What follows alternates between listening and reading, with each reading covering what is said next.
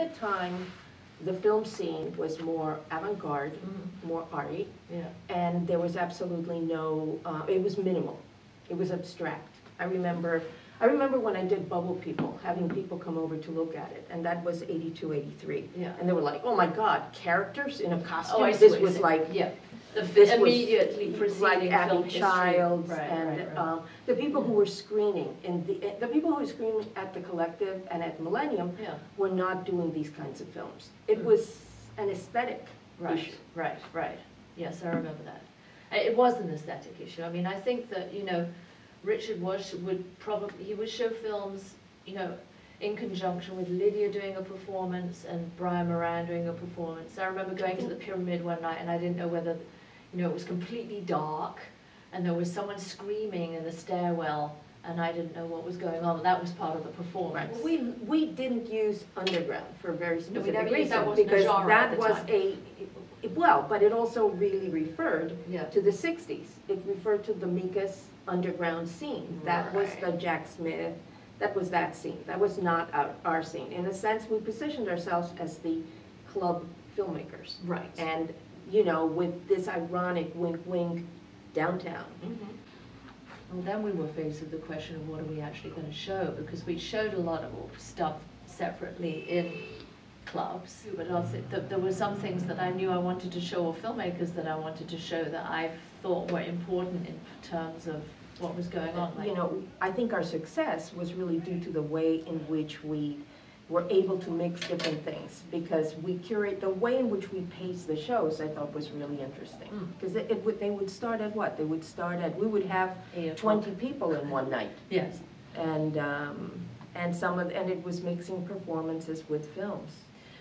But, you know, the thing that was so different about the festival to clubs in general, or the series, was that, I'll never forget this, the first night that we had the festival, there were people lining up outside like they would do for a movie theater. And I remember being really surprised by that and coming and saying, oh, there are people lining up outside. Yeah, it's going to be good. And then we showed his film in the film festival. All three of us were in the booth. And he was struggling with this. Well, he had done it, he had edited it, and I think he did it on purpose. Right. Which was, no matter which way we did it, rewind it or rewind it, it became a really outrageous performance because it was always upside down. You'd show it, it's upside down, and then you'd rewind it, and put it on again, and it was upside down. So it was yes, it was interesting. It was a performance. It was a performance, but it was more like the strange thing about it was that we were a part of a performance with him in the booth. And the film that was being projected was sort of an adjunct to the experience of Jack and with the projector. Yeah, so this was our, you know, the first New York Film Festival downtown, and on the third night, of course, is this like supposed technical breakdown, but actually this was part of the Smith aesthetic. Playboy was definitely, for me, that was definitely quintessentially of this period, and that film was made, you know, in a few hours. I didn't have any money to actually buy film stock, so I bought some film stock enough to reshoot the film. But I went along 42nd Street to a lot of the stores there, the pawn shops, which were changing their method of presentation from Super 8 to video. And they were basically giving it away. So I got a whole lot of films from them. My intention with it was to turn it into a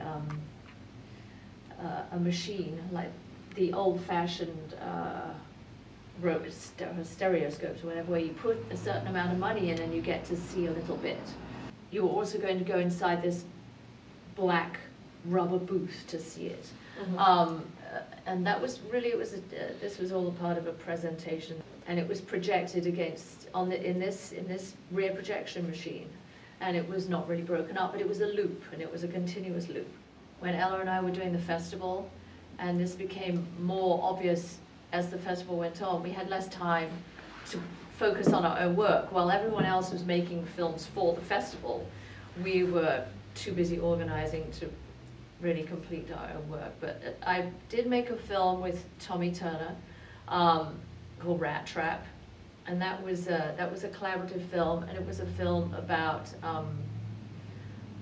using heroin, and the person that's in the film is called Billy, and he actually died quite a few years ago.